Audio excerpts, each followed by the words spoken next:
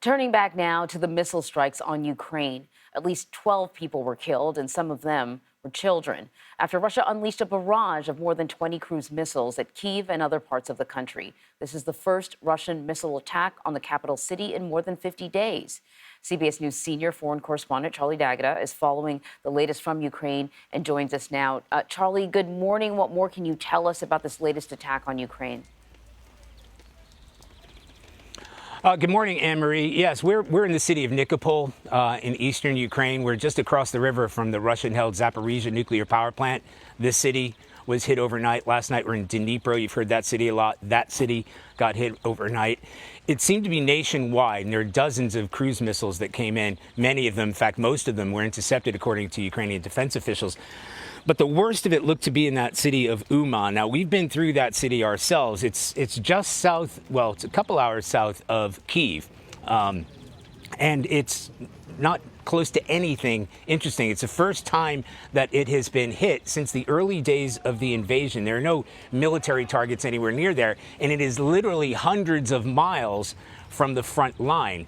But it just, again, reinforces and goes to show that Russia's reach is nationwide and random. You know, the people went to bed last night certainly not worrying about a Russian missile attack, and then it lands right in their neighborhood and kills a number of people, including a number of children. So this is Russia's first strike on Kyiv in nearly 2 months. You know, what are people saying about why this happened now, what the calculus was? What sort of reaction are we getting from Ukraine? Yeah, Anne-Marie, it's hard to tell. Obviously, the nationwide reaction is shock and outrage because here in Nikopol, because we're so close to Zaporizhzhia, they just fire artillery into the city all the time. It's on a regular basis. They've almost got used to it. But like in Kyiv, where we were the day before yesterday, you know, people were walking around trying to live a normal life. That city came under attack for the first time in weeks, well, actually more than a month. So there's outrage. In terms of the timing, it's hard to tell what the Russians are up to. We're waiting for this Ukrainian counteroffensive. Could happen any day, could happen any hour from what we hear. It may be that the Russians are striking first. It's anytime we see these dozens of attacks spread across the country, not on the front lines, you have to ask yourself, what was the intention of that aside from spreading fear and terror and death? Yeah, indeed. So yesterday, NATO Secretary General said that 98% of combat vehicles promised by allies and partners to Ukraine had been delivered. When and where could we see Ukraine perhaps launch this counteroffensive?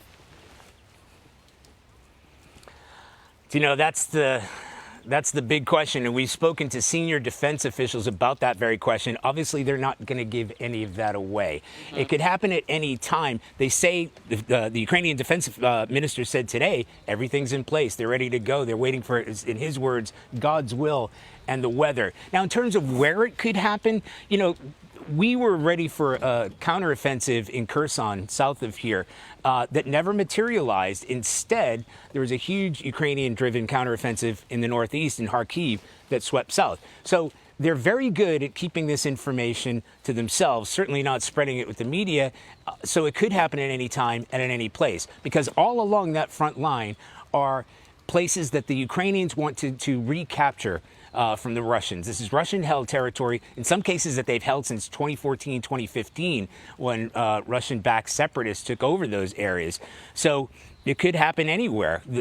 There is speculation that they may want to put a drive toward the south, east of Kherson, in order to cut off that land bridge to Crimea. But when you speak to any Ukrainian, I mean any Ukrainian, they're intent on recapturing not only all the land that Russia currently occupies, but Crimea itself. All right, Charlie, thank you very much.